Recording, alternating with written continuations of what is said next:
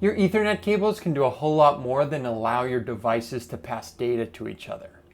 In fact, your Ethernet cables can even be used to power some of the devices in your home network. This is done with a technology called Power over Ethernet, or PoE, and that's exactly what we're going to be talking about today. In today's episode from Network from Home, we're going to be talking about what PoE is and what devices you can power with that technology. So as I mentioned, PoE stands for Power over Ethernet, and it allows your Ethernet cables to serve two functions at the same time. Not only will it allow your devices to pass data to each other, but using that same Ethernet cable, you can pass power as well.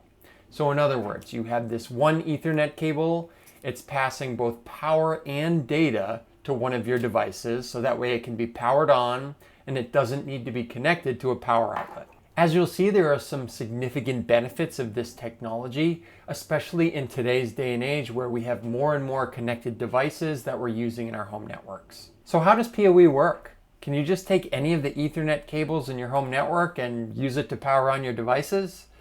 Well, actually, there are some requirements here. It's a low bar to clear, but there are some things you need to make sure are in place before using an Ethernet cable for PoE. Namely, you need to make sure that it's Cat5e or above.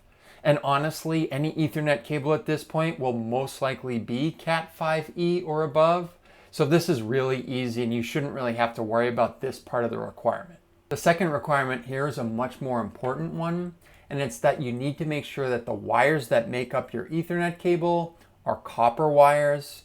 What you'll see with cheaper Ethernet cables is they're made out of CCA or copper-clad aluminum wires, but this represents a safety hazard if you're using a CCA Ethernet cable for PoE. This makes sense because with PoE, you're passing more energy and more power through the wires that make up your Ethernet cable. So if you have the wrong material, that CCA, can overheat. It can lead to problems for your devices. God forbid it starts a fire in your home. Who knows, but this is one important thing that you need to make sure is in place. We'll go over this in more detail in another video, but this is just something to keep in mind in terms of requirements for using Ethernet cables for PoE. All right, so now let's get back into how PoE actually works. Your Ethernet cables, as I mentioned, they're made up of copper wires. There are 8 wires inside of your Ethernet cable, and these wires are what allow your devices normally to communicate with each other. Pulses of electricity are sent along these 8 copper wires, and that's how your devices can tell what data is being sent to them. Depending upon the sequence of these pulses of electricity, your devices will transcribe or translate the pulses that are being sent to them, and they can turn that into computer readable data, or the ones and zeros that computers communicate with.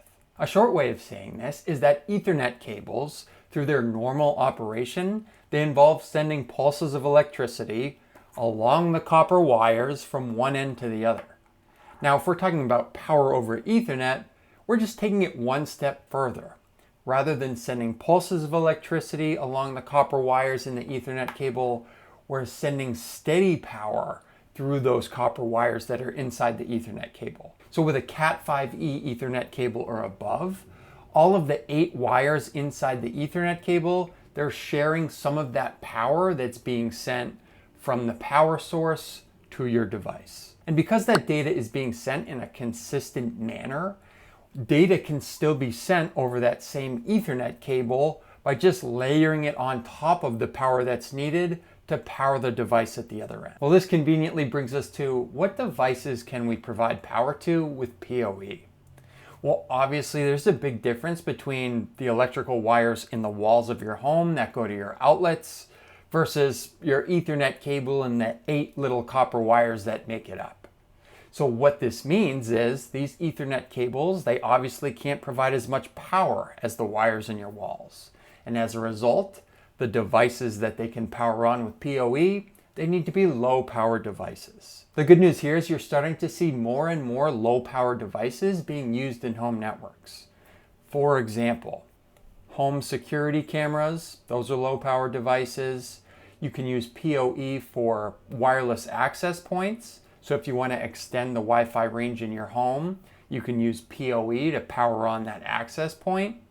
In addition, in offices, you'll see the phones that are voice over IP or VoIP devices. Basically, you can power your desktop phone with PoE as well. In terms of if there are any limitations as to the length of cable that you use for PoE, it's the same for the length of cable limitation if you're just passing data through that Ethernet cable. In other words, the Ethernet cable strand needs to be 100 meters or 328 feet or shorter. And just keep in mind that if you have a long run of Ethernet cable, you may have a slight power drop from the power source to the device that's being powered. And this is one thing you need to make sure. You just need to test that if you have a long Ethernet cable, you need to make sure that your PoE device is getting enough power. So is there anything else we need to implement PoE in our home networks? Well, actually there is. And the reason for this is because your router was not constructed to provide DC power to devices in your home network. Another way of saying this is that your router is not a power source. It was never designed to be that way.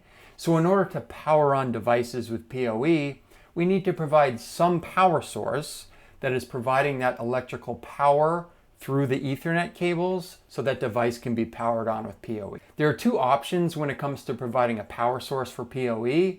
You can use a special switch, which is a PoE switch, or you can use something that's called a PoE injector. I'll be breaking down the difference between these two devices in another video, but just know that you need to have one or the other in your home network if you want to implement PoE. Let's look at a quick example of how these PoE power sources are used, just so you have an idea of what your home network will look like if you want to implement PoE.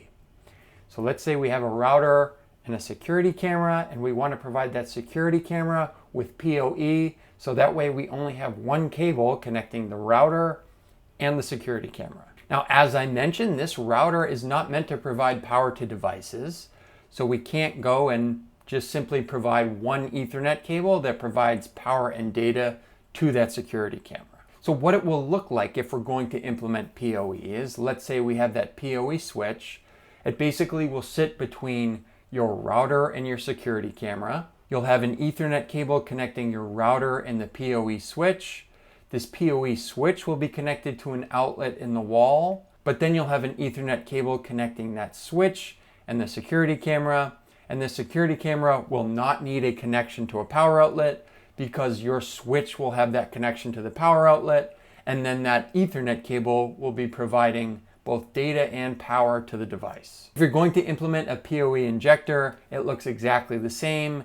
The injector is between your router and the device, and there's an Ethernet cable connecting your router and the injector, and then the injector and the device that you want to power on. Now that you're familiar with the power sources and the configuration of what PoE looks like, it's important to note that depending upon the type of device that you want to power on and the number of devices that you have in your home network that you want to provide with PoE, there are different levels or different versions of PoE, and you'll need to make sure that that power source matches the version of PoE that's needed for your home network to power on those devices with those varying power requirements. I'll go over the different versions of PoE in another video, but just understand that there's some planning and design that needs to take place if you're going to be implementing PoE in your home network.